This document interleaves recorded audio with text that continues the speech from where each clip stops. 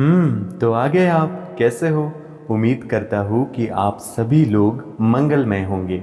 अगर मंगलमय नहीं भी है तो मैं आपका हार्दिक अभिनंदन करता हूँ, क्योंकि कार्तिक मास के इस 19वें अध्याय को जो व्यक्ति पूरे मन भाव से सुन लेता है, उस पर माता लक्ष्मी और भगवान विष्णु बहुत प्रसन्न होती है। तो मेरी आपसे विनती है कि अगर आप अपने जीवन के 10 मिनट इस 19वें अध्याय को दे दोगे ना, तो भगवान विष्णु और माता लक्ष्मी आपके ऊपर इतनी कृपा करेंगी कि आपके घर में धन की कभी भी कोई कमी नहीं होगी। तो आइए जानते हैं कि कैसे हमने 18वें अध्याय में देखा था कि भगवान शिव और जालंधर के महासंग्राम के वजह से सभी देवतागण बहुत चिंतित हो गए थे और कौन जीतेगा इसकी राह तलाश रहे थे। आज 19वें अध्याय में हम जानेंगे कि आगे क्या होता है। राजा पृथ्वी ने पूछा, हे नारद जी, अब आप ये कहिए कि भगवान विष्णु ने वहां जाकर क्या किया तथा जलंधर की पत्नी का पतिव्रत किस प्रकार भ्रष्ट हुआ। नारद जी बोले, जलंधर के नगर में जाकर विष्णु जी ने उसकी पतिव्रता स्त्री वृंदा का पतिव्रत भंग करने का विचार किया। वे उसके नगर के उद्यान में जाकर ठहर गए और रात में उसको स्वप्न दिया। वो भगवान विष्णु की माया और विचित्र कार्य पद्धति थी, और उसकी माया द्वारा जब वृंदा ने रात में वो स्वप्न देखा कि उसका पति नग्न होकर सिर पर तेल लगाए महिष पर चढ़ रहा है, वो काले रंग के फूलों की माला पहने हुए तथा उसके चारों हिंसक जीव है, वो सिर मुड़ाए हुए अंधकार में दक्षिण दिशा की ओर जा रहे हैं। उसने नगर को अपने साथ समुद्र में डूबा हुआ इत्यादि बहुत से स्वप्न उसने देखे। तत्काल ही वो स्वप्न का विचार करने लगी। इतने में उसने सूर्यदेव का उदय होते हुए देखा, तो सूर्य में उसे एक छिद्र दिखाई दिया तथा वो कांतिहीन था। इसे उसने अनिष्ट जाना और वो भयभीत हो रोती हुई छजे अटारी तथा भूमि कहीं भी शांति को प्राप्त न हुई। फिर अपनी 2 सखियों के साथ उपवन में गई, वहाँ भी उसे शांति नहीं मिली। फिर वो जंगल में निकल गई।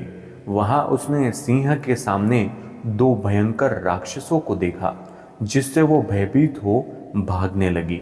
उसी क्षण उसके समक्ष अपने शिष्यों सहित शांत मौनी तपस्वी वहां आ गए।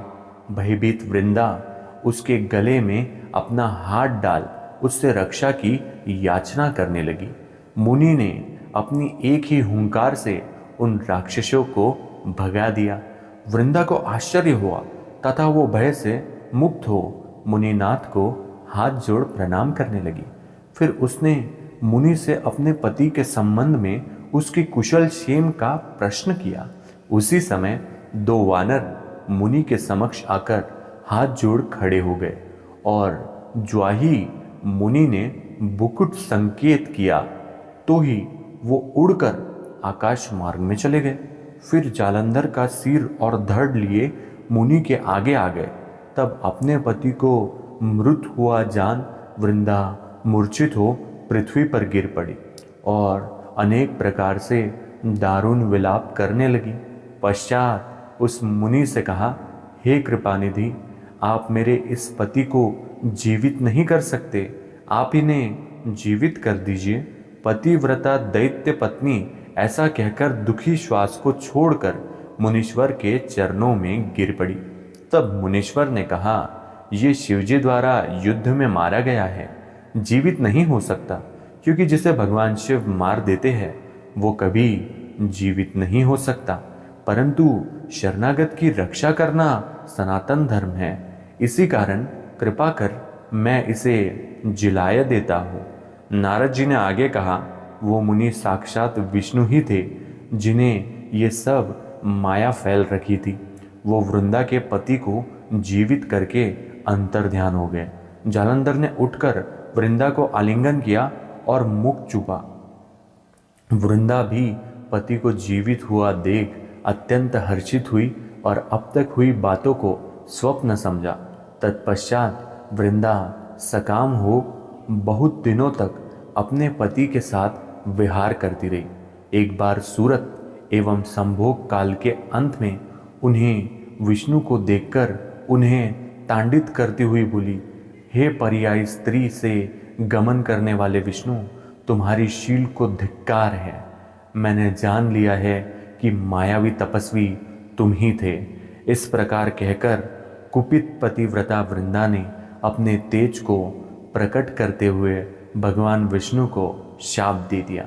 तुमने माया से 2 राक्षस मुझे दिखाए थे, वही दोनों राक्षस किसी समय तुम्हारी स्त्री का हरण करेंगे।